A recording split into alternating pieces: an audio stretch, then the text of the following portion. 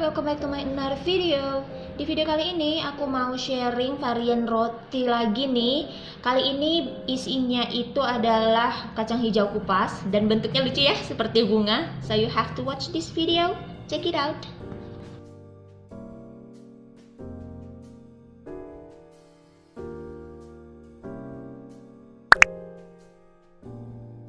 So guys, langsung masuk ke prosesnya ya. Aku punya tepung terigu serbaguna, kemudian aku tambahkan gula pasir. Selanjutnya aku tambahkan ragi instan, kemudian aku akan aduk sampai rata.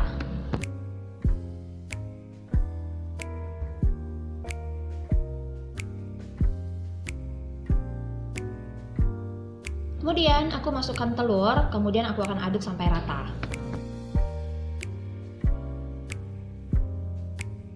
Next, aku masukkan susu dingin sedikit demi sedikit sambil melihat konsistensinya. Nah, teman-teman, untuk pemilihan susu dingin ataupun susu hangat itu bisa disesuaikan dengan kondisi cuaca di daerah kalian masing-masing. Nah, kebetulan pada saat aku membuat roti ini, cuaca di Medan itu lagi sangat panas sekali. Nah, aku nggak mau ragi aku lebih cepat bekerjanya, jadi aku masukkan susu dingin. Nah, nanti ketika musimnya lagi hujan, aku akan menggunakan susu hangat atau air hangat. Seperti biasa, aku lanjut menggunakan tangan untuk menguleni adonan ini ya sampai kalis. Jadi sudah tidak lengket lagi seperti ini, berarti ini artinya kalis. Aku akan pindahkan adonan ini ke atas meja kerja. Kemudian aku akan tambahkan garam. Selanjutnya aku tambahkan mentega. Boleh kalau mau pakai margarin. Kemudian dilanjutkan menguleni adonan ini sampai kalis elastis. Aku sekalian sharing ya teman-teman. Jadi di beberapa video aku sebelumnya ada yang tulis di kolom komentar bertanya apa aja yang bisa membuat roti itu kok menjadi kering. Nah, salah satunya adalah komposisi lemak yang kurang. Lemak itu kita dapat dari mana? Itu bisa dari mentega. Jadi kalau kalian menggunakan mentega dengan menggunakan margarin itu pasti berbeda tekstur dari rotinya. Kemudian untuk suhu oven yang terlalu tinggi. Jadi harap dikenali oven masing-masing ya. Kalau misalnya aku bilang suhu yang dibutuhkan 180 derajat itu menurut oven aku. Jadi belum tentu panasnya 180 derajat di oven aku sama dengan 180 derajat di oven kalian. So, kenali oven masing-masing. Oke, kembali ke adonan. Selanjutnya lakukan proses seperti ini kurang lebih 7 menit ya sampai dia kalis elastis. Permukaannya itu mulus, kemudian bentuk bulat seperti ini.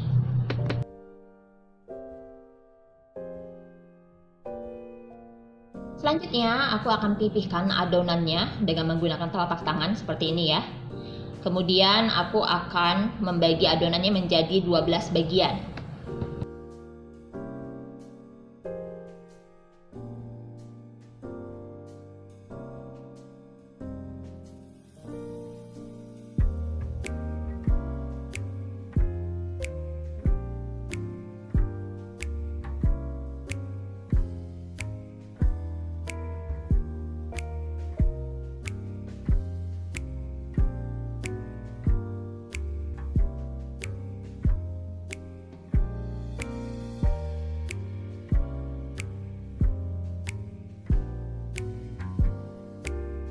Selanjutnya aku akan membentuk bulat semua adonan ini satu persatu. Kemudian aku akan merounding adonannya. Jadi fungsinya ngerounding adonan itu adalah untuk mengeluarkan sisa-sisa dari udara yang ada di dalam adonan. Kemudian membuat serat dari adonannya juga lebih bagus. Nah, ini cara yang pertama ngerounding pakai kedua tangan ya. Atau kalau kalian terbiasa ngerounding itu di meja kerja juga boleh sekali, jadi disesuaikan aja dengan kenyamanan kalian bagaimana. Pastikan permukaannya mulus dan bawahnya benar-benar terkunci. Lakukan proses ini untuk seluruh adonan.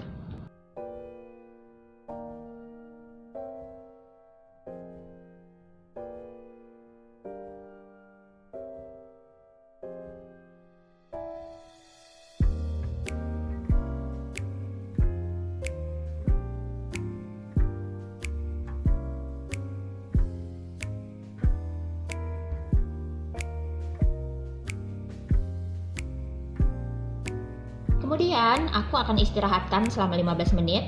Nah, setelah 15 menit aku akan ambil satu persatu adonan, kemudian aku akan pipihkan. Jadi bagian atasnya itu berada di bawah. Kita balik ya. Pipihkan dengan menggunakan rolling pin, jangan terlalu tipis.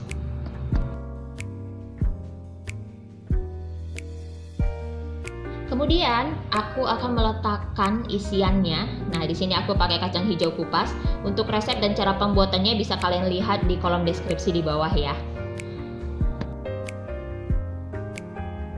Nah, pastikan untuk isiannya itu terbungkus dengan sempurna ya. Jadi benar-benar rapat dan ujungnya itu terkunci.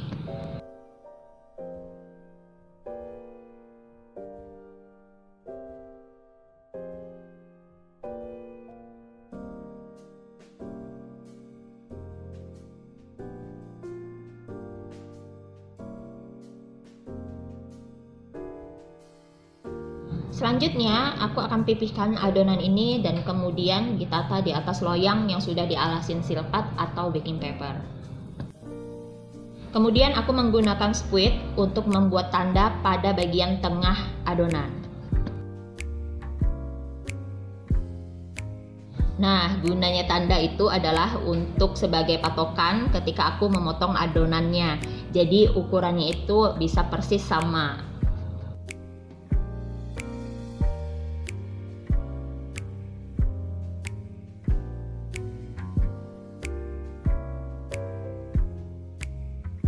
Kemudian aku akan istirahatkan adonan kurang lebih 1 jam sampai mengembang 2 kali lipat. Nah, setelahnya aku akan oles bagian atasnya dengan menggunakan susu cair.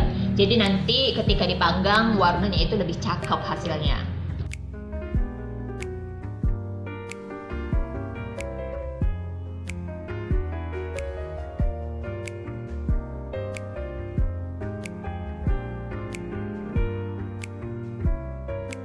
Selanjutnya aku akan menaburkan wijen hitam pada bagian tengahnya. Jadi tampilannya itu lebih cakep.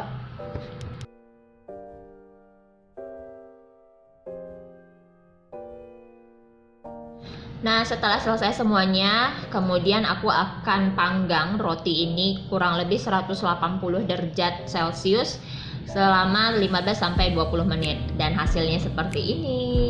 Nah, ini selagi hangat bisa dioles pakai unsalted butter, jadi hasilnya bisa lebih mengkilat lagi. Ya udah, segini aja video aku kali ini. Kalau ada yang mau ditanya bisa DM aku di Instagram atau tulis di kolom komentar di bawah. Terima kasih sudah menonton. Jangan lupa di subscribe, like, share, dan komen. Sampai ketemu lagi di video selanjutnya. Dah.